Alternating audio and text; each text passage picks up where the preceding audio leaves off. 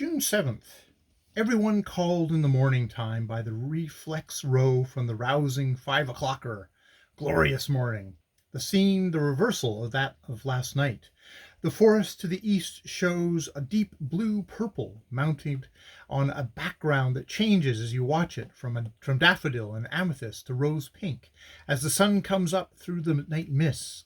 The moon sinks down among them, her pale face flushing crimson as she goes, and the yellow gold sunshine comes, glorifying the forest and gilding the great sweep of tufted papyrus growing alongside the bank, and the mist vanishes, little white flecks of it lingering among the water reeds and lying in the dark shadows of the forest stems. The air is full of the long, soft, rich notes of the plantain warblers, and the uproar consequent upon the mauve taking on fuel wood, which comes alongside in canoe loads from the Falaba. Père Stanzit and Mr. Woods are busy preparing their respective canoes for their run to Vernan Vaz through the creek. Their canoes are very fine ones, with a remarkably clean run aft. The pair's is quite the travelling canoe, with a little stage of bamboo aft covered with a hood of palm thatch, under which you can make yourself quite comfortable and keep yourself and your possessions dry unless something desperate comes on in the way of rain. By 10:25 we have got all our wood aboard and run off up the river full speed. The river seems broader than above the Falaba, but this is mainly on account of it being temporarily unencumbered with islands. A good deal of the bank we have passed by since leaving Nazareth Bay on the south side has been island shore, with a channel between the islands and the true south bank. The day soon grew dull and looked threatening after the delusive manner of the dry season. The climbing plants are finer here than I have ever before seen them. They form great veils and curtains between and over the trees, often hanging so straight and flat, in stretches of 20 to 40 feet or so wide, and 30 to 60 or 70 feet high, that it seems incredible that no human hand has trained or clipped them into their perfect forms. Sometimes these curtains are decorated with large bell-shaped bright-colored flowers, sometimes with delicate sprays of white blossoms. This forest is beyond all my expectations of tropical luxuriance and beauty, and it is a thing of another world to the forest of the Upper Calabar, which, beautiful as it is a sad dowdy to this. There you certainly get a great sense of grimness and vastness. Here you have an equal grimness and vastness, with the addition of superb color. This forest is a Cleopatra to which the Calabar is but a Quaker. Not only does this forest depend on flowers for its illumination, for there are many kinds of trees having their young shoots crimson, brown, pink, and creamy yellow. Added to this, there is also the relieving aspect of the prevailing fashion among the West African trees, of wearing trunk white here and there upon it, splashes of pale pink lichen, and vermilion red fungus, which alone is sufficient to prevent the great mass of vegetation from being a monotony in green. All day long we steam past ever-varying scenes of loveliness, whose component parts are ever the same, yet the effect ever different. Doubtless it is wrong to call it a symphony, yet I know no other word to describe the scenery of the Ogowe. It is as full of life and beauty and passion as any symphony Beethoven ever wrote, the parts changing, interweaving, and returning. There are leitmotifs here in it, too. See the papyrus ahead, and you will know when you get abreast of it you will find the great forest sweeping away in a bay-like curve behind it against the dull grey sky, the splendid columns of its cotton and red woods looking like a facade of some limitless inchoate temple. Then again there is that stretch of sword grass, looking as if it grew firmly on to the bottom.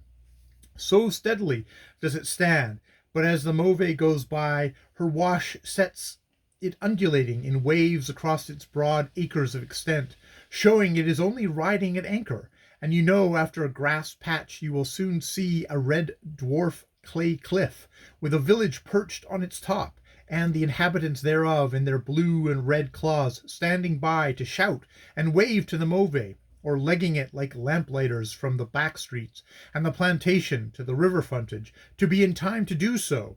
And through all these changing phases, there is always the strain of the vast wild forest and the swift, deep, silent river. At almost every village we pass, and they are frequent after the Falaba, there is an ostentatious display of firewood deposited either on the bank or on the piles driven into the mud in front of it, mutely saying in their uncivilized way, "Try our noted chunks, best value for money," that is to say, tobacco, etc., to the Move or any other little steamer that may happen to come along, hungry for fuel. We stayed a few minutes this afternoon at Askuyuka, where they came off to us in a canoe an enterprising young Frenchman who had planted and tended a coffee plantation in this out-of-the-way region, and which is now, I am glad to hear, just coming into bearing. After leaving Ashogyoka, high land showed to the northeast, and at 5:15, without evident cause to the uninitiated, the Move took to whistling like a liner. A few minutes later, a factory shows up on the hilly north bank, which is Womerman's. Then just beyond and behind it we see the government post, then Hatton and Cookson factories, all in a line. Opposite Hatton and Cookson's there was a pretty little stern-wheel steamer nestling against the steep clay bank of Lemberry Island when we come in sight, but she is instantly swept out from it in a perfect curve, which lay behind her marked in frosted silver on the water as she dropped down river. I hear now she was the éclairer, the stern-wheeler, which runs up and down the Ogwe in connection with the Chargeurs Renews Company, subsidized by the government, and when the Move whistled, she was just taking on 3,000 billets of wood for fuel. She comes up from the Cape Lopez, stoking half wood and half coal as far as Najol, and back to Lemberry. From Lembern to the sea downwards she does on wood. In a few minutes we have taken her berth close to the bank and tied up to a tree. The white engineer yells to the black engineer, "Tom, haul out some of them fire and open them drains one time," and the stokers with hooks pull out the glowing logs onto the iron deck in front of the furnace door and throw water over them, and the Move sends a cloud of oil-laden steam against the bank, coming perilously near, scalding some of her black admirers assembled there. I dare say that she felt vicious because they had been admiring the éclair. After a few minutes, I'm escorted on to the broad veranda of Hatton and Cookson's factory, and I sit down under a lamp, prepared to contemplate until dinner time the wild beauty of the scene. This idea does not get carried out. In the twinkling of an eye, I am stung all round the neck, and recognize there are lots too many mosquitoes and sandflies in the scenery to permit of contemplation of any kind. Never have I seen sandflies and mosquitoes in such appalling quantities. With a wild ping of joy the latter made for me, and I retired promptly into a dark corner of the veranda, swearing horribly, but internally, and fought them.